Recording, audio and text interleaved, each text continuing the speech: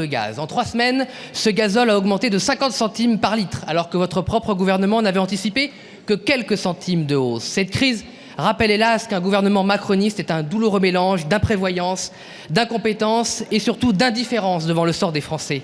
Après ces 3 semaines d'inaction, en dehors de contrôles bidons, vous annoncez des énièmes reports de cotisations, des prêts, des mesurettes qui déplacent le problème au lieu de soulager les ménages et les professionnels, en particulier les pêcheurs, agriculteurs, transporteurs, taxis et tant d'autres.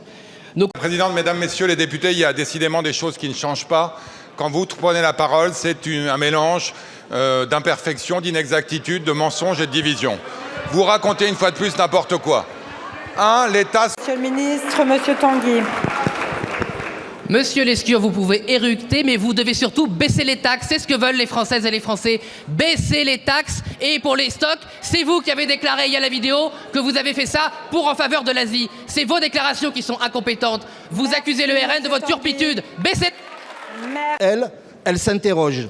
Elle fait des tweets, monsieur le Premier ministre, comme celui que vous avez produit hier et qui nous révèle assez clairement que vous n'êtes pas pressé d'agir.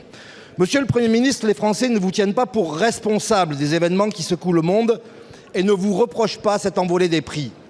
En revanche, ils vous reprochent de ne pas vous y opposer. Rien ne serait pire que de laisser s'installer l'idée qu'un gouvernement tire profit de la crise sur le dos de son peuple. Et c'est l'idée qui est en train de s'installer dans le pays. Monsieur le député, l'idée que l'État s'enrichirait sur le dos de la crise n'est pas une idée qui s'installe dans le pays, c'est une idée que les politiques et qu'une partie des politiques sont en train d'installer dans le pays. Jamais l'État ne s'est enrichi sur le dos d'une crise, jamais Ces mots, ce sont ceux de votre ministre, monsieur Lescure, il y a 3 semaines. Vos ministres devraient parler plus souvent à leurs chauffeurs. Ils sauraient que le gasoil a augmenté jusqu'à 50 centimes par litre alimentaire.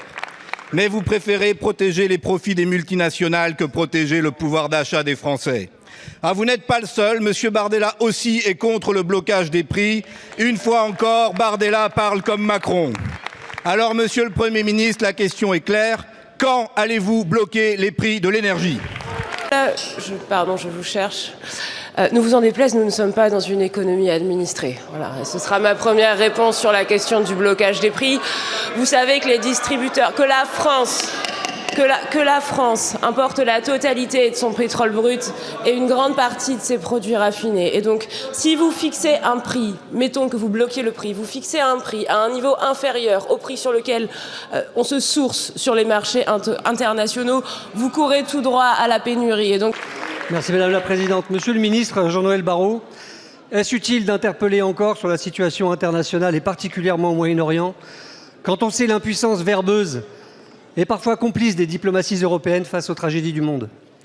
Je commence par le lâchage de nos alliés kurdes. Si, pourquoi pas? Sachez que nous sommes désormais très nombreux à vouloir créer une alliance internationale citoyenne, une digue contre les extrêmes droites mortifères.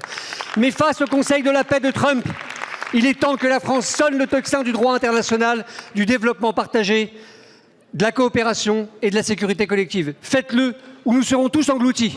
Merci Madame la Présidente, Mesdames et Messieurs les députés. Monsieur le député, j'ai un peu de mal à comprendre là où vous voulez en venir. Il me semble que dans cette affaire, et depuis le début de cette crise, la France a fait honneur à ce qu'elle doit être. C'est-à-dire une puissance d'équilibre qui ne se laisse pas entraîner dans des guerres qu'elle n'a pas choisies, mais qui apporte la sécurité à ses ressortissants et à ses partenaires. C'est ça la France, c'est ça l'Europe. Le 28 février, les États-Unis et Israël lançaient une guerre au Moyen-Orient, une guerre impériale, une guerre illégale qui viole éhontément le droit international. Le peuple iranien se retrouve pris entre les frappes américaines et la terreur du régime des Mollahs. Le peuple libanais.